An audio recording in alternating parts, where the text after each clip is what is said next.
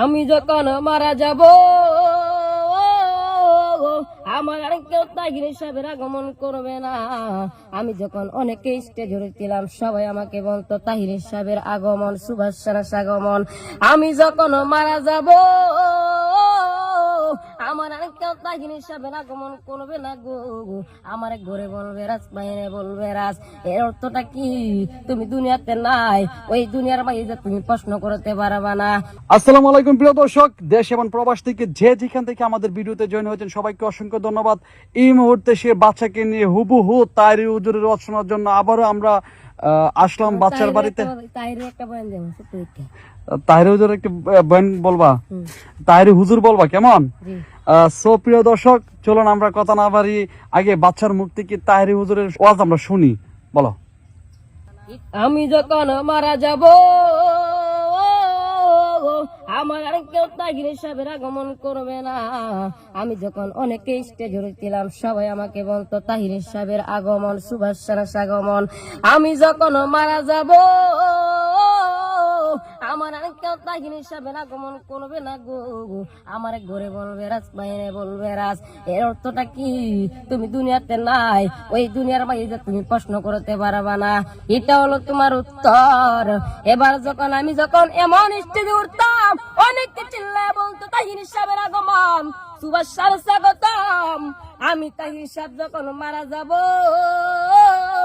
আমার আর কেউ তাহির সাহেবের আগমন করবে না। আমার ঘরে বলবে রাজ, বাইরে বলবে রাজ। এবার ওই তাহির সাহেবের স্ত্রীকে জিজ্ঞাসা করা হলো, ও তাহির সাহেবের স্ত্রী, তুমি একটু তোমার স্বামীর পাশে থাকো।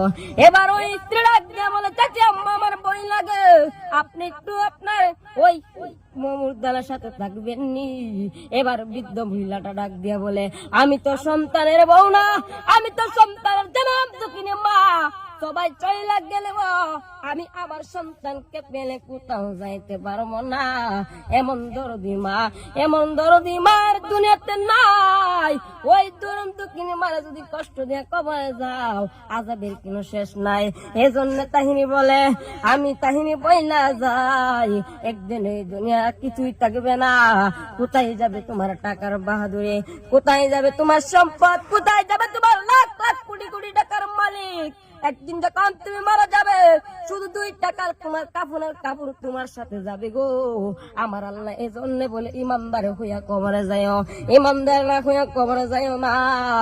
এজন্য আমি বলেছিলাম আমি তাহির সাহেব ওই দুনিয়ার মাঝে একদিন থাকবো না। এমন দরদি মারে তুমি কষ্ট দিও না, এমন দরদি মারে কষ্ট দিলে কবরে গিয়ে তুমি শান্তি পাইবা না। এবার আমার আল্লাহ পাক ডাক দিয়া বলে, ওই ইমানদার বান্দা শুনেরা করে, ইমানদার বান্দা, মানুষের তোমরা ঘুষ খাইছো। মানুষ মানুষ হয়ে মানুষের কেমনে ঘুষটা খাইলা? মানুষ হয়ে মানুষকে তুমি বকামাজি করছো, মানুষের হক মাইয়া খাইছো, এটা ঠিক না। এখনো সময় আছে, তুমি ভালো হয়ে যাও। আসসালামু আলাইকুম ওয়া রাহমাতুল্লাহি ওয়া বারাকাতুহু। আসলে প্রিয় দর্শক কি বলবো আমি নিজে বুঝতে পারছি না। তাহিরি হুজুরের বয়ান যে এইভাবে হুবহু সেই 14 বছরের বাদশা এইভাবে আমাদের সামনে উপস্থাপনা করবে, একেবারে মনে হচ্ছে যে একটা অবাক কিছু। আপনাদের কাছে কেমন লাগছে?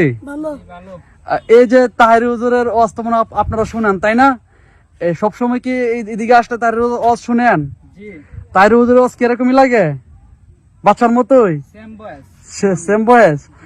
সবাই প্রিয় দর্শক বাচ্চার জন্য সবাই দোয়া করবেন, কারণ এই বাচ্চার পাশে যদি আপনারা সবাই দাঁড়ান আর সবাই যদি একটু একটু করে সাপোর্ট দেন, সাপোর্ট বলতে ভিডিওটি যদি শেয়ার করেন, কমেন্ট করেন, অবশ্যই আমার বিশ্বাস যদি তাহিরি হুজুরের সুনজর পড়ে তাহলে বাদশা একদিন সারা বিশ্বে ইসলাম প্রচার করবে।